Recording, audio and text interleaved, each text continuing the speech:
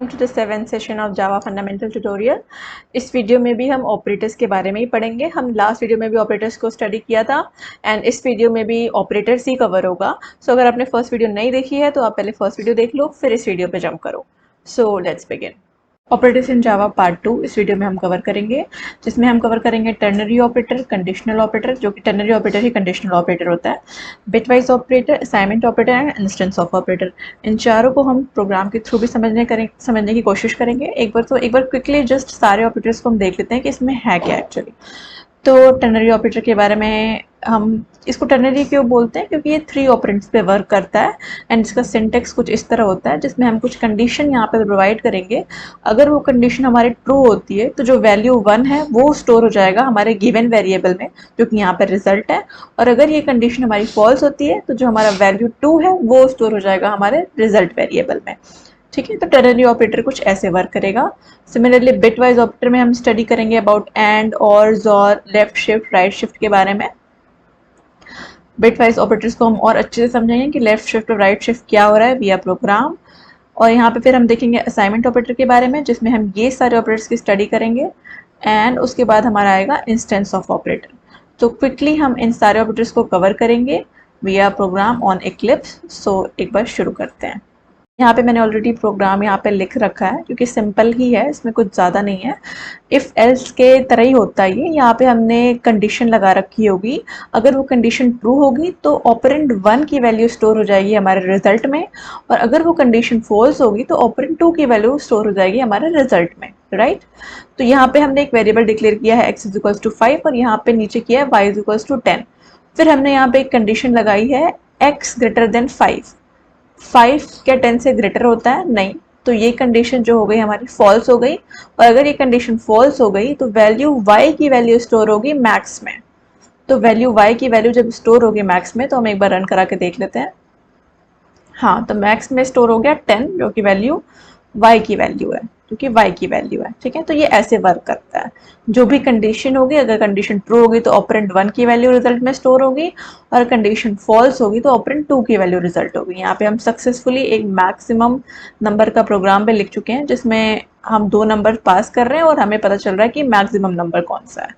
ठीक है, तो आई होप टर्नरी ऑपरेटर का कॉन्सेप्ट समझ में आ गया होगा। अब हम मूव करते हैं बिटवाइज ऑपरेटर के, जो कि थोड़ा लेंदी है, इसलिए मैंने ऑलरेडी यहाँ पे प्रोग्राम लिख रखा है। बिटवाइज ऑपरेटर में बिटवाइज एंड पढ़ेंगे, और पढ़ेंगे, बिटवाइज ज़ोर पढ़ेंगे, लेफ्ट शिफ्ट ऑपरेटर पढ़ेंगे एंड राइट शिफ्ट ऑपरेटर पढ़ेंगे। बट इसको पढ़ने से पहले अगर आपको डेसिमल टू बाइनरी या बाइनरी टू डेसिमल की कन्वर्जन में कोई इशू है तो वो भी मैं एक बार समझा देती हूँ। यहाँ पे हम एक बार देख लेंगे कि हम बाइनरी टू डेसिमल कैसे करते हैं। ठीक है, तो ये होता है कि अगर हमारे को पास किया हुआ है बाइनरी नंबर, तो हम उसको डेसिमल में कैसे कन्वर्ट करेंगे, और अगर हमारे को डेसिमल नंबर पता है तो हम बाइनरी में कैसे कन्वर्ट करेंगे। तो जैसे यहाँ पे 8421 मैंने लिखा हुआ है, जो कि हम लिखते हैं एक्चुअली इस कॉन्सेप्ट से। फर्स्ट नंबर हमने लिखा है 2 के पावर 0, 2 किसी के भी पावर 0 होता है 1, तो यहाँ 1 लिखा है। सेकेंड नंबर हमने लिखा है 2 के पावर 1 से, 2 के पावर 1 होता है 2। थर्ड नंबर हमने लिखा है 2 के पावर 2 दैट इज 4, 2 के पावर 3 दैट इज 8। ऐसे सिमिलरली हम आगे भी प्रोसीड कर सकते हैं, बट मैंने सिर्फ 4 डिजिट तक ही लिखा है। अब अगर हमें नंबर दिया हुआ है 2, जो कि एक डेसिमल नंबर है, और उसको हमें कन्वर्ट करना है बाइनरी में, तो हम इसके अकॉर्डिंग कर लेंगे। इसके अकॉर्डिंग जिस पोजीशन पे ये नंबर लाई कर रहा है उसको तो हम 1 रखेंगे, और बाकी सारी पोजीशंस को हम 0 रख देंगे। ठीक है, तो अब 8421 में थर्ड पोजीशन पे हमारा 2 लाई कर रहा है, तो हमने वहाँ पे 1 रखा है, बाकी पोजीशन पे हमने 0 रख दिया है। तो इसलिए डेसिमल टू बाइनरी कन्वर्जन जो हो गया है 2 का, वो 0010 हो गया है। सिमिलरली 3 का कन्वर्जन भी आप देखोगे तो अब सेकेंड ये दोनों पोजीशन को मिला के 3 बनेगा, इसलिए इन दोनों पोजीशन को तो हमने 1 करा हुआ है, और बाकी 8 और 4 को हमने 0 कर लिया है। ठीक है, ऐसे ही 4 के बारे में भी हम समझ लेते हैं। 4 जो है वो सेकेंड पोजीशन पे है, इसलिए हमने सेकेंड पोजीशन को तो 1 किया है, और बाकी तीनों पोजीशंस को हमने 0 कर लिया है। तो ये हो गया हमारा, हाँ, ये डेसिमल टू बाइनरी कन्वर्जन। अब अगर आपको बाइनरी नंबर दे रखा है जैसे 0001, तो इसको भी हम इसी कॉन्सेप्ट से कन्वर्ट करेंगे। बाइनरी टू डेसिमल करना है हमें, तो यहाँ पे हमने लास्ट पोजीशन पे हमारी 1 है, तो ये हो गया हमारा 1। मतलब इस बाइनरी का डेसिमल वैल्यू हो गया 1। सिमिलरली एक और एग्जांपल देख लेते हैं, जैसे हम लिख लेते हैं 1100। तो अब फर्स्ट एंड सेकेंड पोजीशन को हमने 1 रखा है, दैट मीन्स 8 + 4 जो कि हो गया 12। तो ये इसकी जो डेसिमल वैल्यू होगी वो होगी 12। ठीक है, तो अब हम स्टार्ट करते हैं बिटवाइज एंड से। तो मैंने आपको पहले भी बताया है कि एंड को हम एज अ मल्टीप्लाई कंसिडर करते हैं। ठीक है, अब मैंने सबसे पहले 2 जो कि ए की वैल्यू को हमने 2 डिक्लेयर किया है, बी की वैल्यू को हमने 1 डिक्लेयर किया है। तो अब ये जो है कि वो एक डेसिमल नंबर है। अब डेसिमल सबसे पहले बिटवाइज एंड ऑपरेटर कैसे वर्क करेगा, इन डेसिमल वैल्यूज को हम बाइनरी में कन्वर्ट करेंगे। ठीक है, और फिर उनमें हम एंड ऑपरेटर का यूज करेंगे। जैसे 2 का बाइनरी कन्वर्जन होगा 0010 और 1 का बाइनरी कन्वर्जन होगा 0001। ठीक है, बीच में होगा एंड ऑपरेटर। अब देखते हैं कि कैसे वर्क कर रहा है। तो 0 और 0, तो एंड को हम एज अ मल्टीप्लाई कंसिडर करते हैं। तो 0 और 0 को अगर हम दिमाग में मल्टीप्लाई करेंगे तो 0 ही आएगा। सिमिलरली 0 और 0 दोनों पोजीशन पे 0 0 फिर से हैं, तो यहाँ पे 0 आएगा। थर्ड पोजीशन पे 1 है यहाँ पे, और यहाँ पे 0 है, तो 1 एंड 0 भी 0 आता है। ऐसे सिमिलरली फोर्थ पोजीशन पे यहाँ पे 0 है, यहाँ पे 1 है, तो 0 आएगा। अब 0 0 0 एक हमारा बाइनरी नंबर है और इसका डेसिमल नंबर क्या होगा, 0। ठीक है, तो हमारा ए एंड बी की वैल्यू 0 आएगी रन करने पे। ऐसे ही और ऑपरेटर भी क्या करता है, एज अ प्लस हम इसको कैलकुलेट करते हैं। दिमाग में हमें ये सोचना चाहिए हम प्लस की तरह इसको ट्रीट करें। तो ये 0 और ये 0 हमारा 0 + 0 आप 0 मान लो। यहाँ पे सेकेंड पोजीशन पे 0 है, यहाँ पे भी सेकेंड पोजीशन पे 0 है, तो हमने 0 ले लिया। थर्ड पोजीशन पे 1 है, यहाँ पे 0 है, तो 1 + 0 1 दिमाग में चलना चाहिए। यहाँ पे 0 है और यहाँ पे 1 है, तो अगेन यहाँ पे 1 चलना चाहिए। तो अब 0011 ये हमारा जो ये बाइनरी रिप्रेजेंटेशन है और इसकी डेसिमल वैल्यू होगी 3, क्योंकि 8421 के अकॉर्डिंग लास्ट 2 डिजिट को अगर हम 1 1 करेंगे तो ये 3 बन जाता है। ठीक है, अब आप ये करोगे कि अगर मैंने ऐसे लिख दिया 100 ज़ोर 100, तो इसकी वैल्यू क्या होगी, तो 1 और 1, तो ये अगेन 1 ही होगा। हम इसको ट्रू ही कंसिडर करेंगे, मतलब 1 भी ट्रू है और इधर भी वाला 1 भी ट्रू है, और हम जोर को एज अ प्लस इमेजिन करते हैं, तो ट्रू प्लस ट्रू ट्रू ही होता है, इसलिए यहाँ पे 1 होगा। 0 + 0 0 होगा, 0 + 0 0, अगेन 0 + 0 0। तो ये क्या होगा, इसका जो होगा हमारा डेसिमल रिप्रेजेंटेशन वो होगा 8, बिकॉज 8421 के अकॉर्डिंग फर्स्ट डिजिट पे 1 है, मतलब 8 होगा ये। ठीक है, अब जोर समझ लेते हैं। जोर क्या करता है कि अगर सिमिलर वैल्यूज है हमारे पास, अगर हमारे पास सिमिलर वैल्यूज हैं, तो वो हमें रिटर्न करता है फॉल्स। एल्स अगर डिफरेंट है तो वो हमें रिजल्ट करता है ट्रू।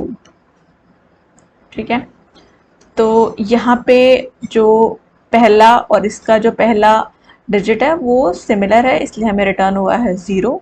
सेकेंड पोजीशन पे दोनों जो हैं वो फिर से सिमिलर है, इसलिए हमें रिटर्न हुआ है 0। थर्ड पोजीशन पे यहाँ 1 है, यहाँ भी 0 है, तो ये डिफरेंट हो गए, इसलिए हमें यहाँ 1 रिटर्न हुआ है। सिमिलरली फोर्थ पोजीशन पे यहाँ 0 है, यहाँ 1 है, तो ये अगेन डिफरेंट हो गए, इसलिए हमें यहाँ 1 रिटर्न हुआ है। तो 0011 किसकी बाइनरी रिप्रेजेंटेशन है, 8421 के अकॉर्डिंग 3 की। ठीक है, तो इसका रिजल्ट 3 आएगा। अब ऐसे ही लेफ्ट शिफ्ट ऑपरेटर क्या करता है कि जो भी अगर हमने ए लेफ्ट शिफ्ट बी लिखा है, तो वो ए नंबर को बी वैल्यू से शिफ्ट कर देगा। ठीक है, अब ए हमने क्या डिक्लेयर किया हुआ है 2, तो 2 की जो है हमारी बाइनरी रिप्रेजेंटेशन होगी 0010, और वो उसको शिफ्ट करेगा 1 पोजीशन से। ठीक है, तो अब अगर हम शिफ्ट करेंगे लेफ्ट शिफ्ट, तो ये सेकेंड पोजीशन का जो 1 है वो थर्ड पोजीशन पे आ जाएगा, लाइक दिस 0100। और 0100 किसकी डेसिमल किसकी बाइनरी रिप्रेजेंटेशन है, 4 की। ठीक है, 8421 के अकॉर्डिंग। सिमिलरली हम राइट शिफ्ट करेंगे तो फिर से ये नंबर राइट शिफ्ट होगा, तो ये जो सेकेंड पोजीशन का 1 है वो फर्स्ट पोजीशन पे आ जाएगा, लाइक दिस 0001। और ये किसकी बाइनरी रिप्रेजेंटेशन है, 1 की, तो यहाँ पे 1 रिजल्ट आएगा। अब एक बार इसको रन करा के देख लेते हैं कि हमने जो पढ़ा है। ठीक है, 03341, तो जैसा हमने अज्यूम किया था वैसा ही रिजल्ट आया है। तो आई होप आपको समझ में आ गया होगा कि बिटवाइज ऑपरेटर का यूज़ हम कैसे करते हैं।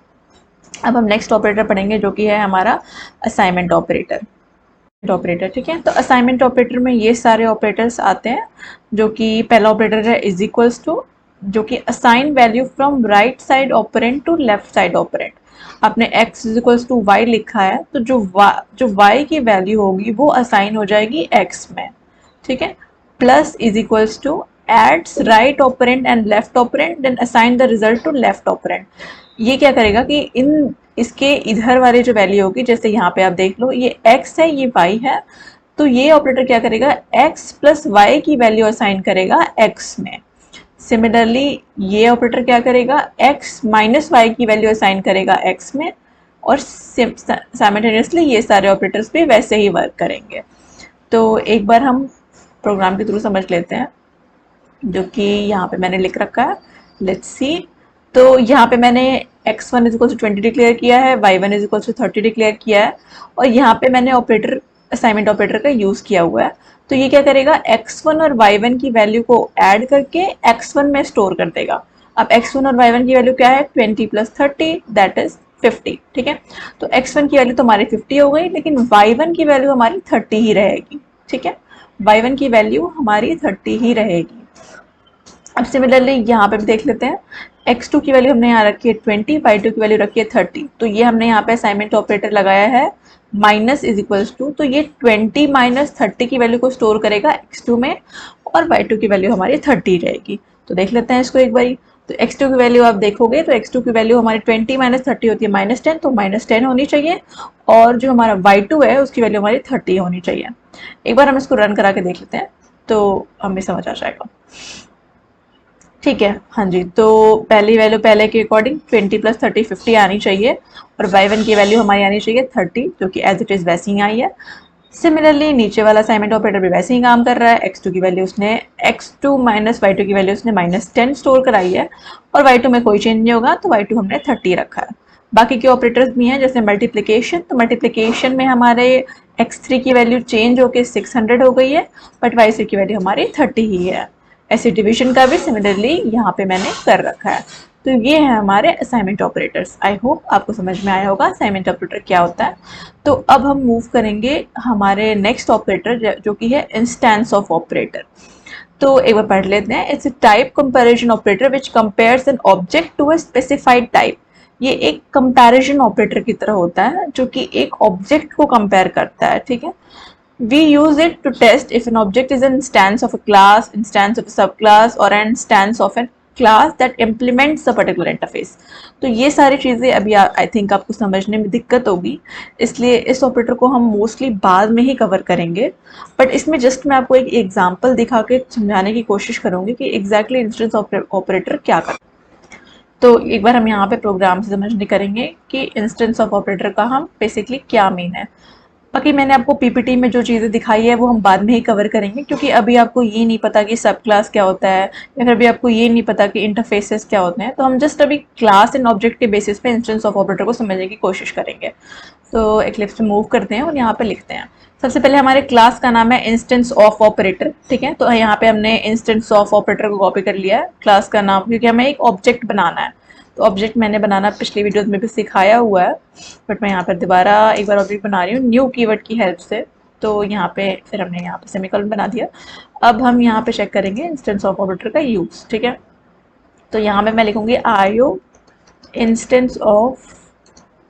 ठीक है, तो हमने पढ़ा हुआ है पहले भी कि ऑब्जेक्ट जो होता है, object is a instance of class. ठीक है, तो उसी के बेसिस पे आप समझ लो कि आयो हमने ऑब्जेक्ट क्रिएट किया है इस क्लास का, तो ये इंस्टेंस ऑफ ऑपरेटर जो कि हमारे क्लास का नेम है वो होना चाहिए, मतलब ये ट्रू होना चाहिए। ठीक है, ये हमारा क्लास नेम है। तो एक बार हम इसको रन करा के देख लेते हैं। ट्रू, तो आप ये देखोगे यहाँ पे ट्रू रिटर्न हो रहा है। ठीक है, आई होप आपको समझ में आ गया होगा कि इंस्टेंस ऑपरेटर का यूज़ क्या है। बट आगे के प्रोग्राम्स में जब हम इंटरफेसेस सब क्लासेस के बारे में पढ़ेंगे तो मैं एक बार और आपको ये चीज़ें रिवाइज करवाऊंगी। ठीक है, अगर आपको ये, आई होप आपको सारे ऑपरेटर्स क्लियर हो गए होंगे अब। Thank you so much for watching this video. Please don't forget to subscribe this channel for more content like this.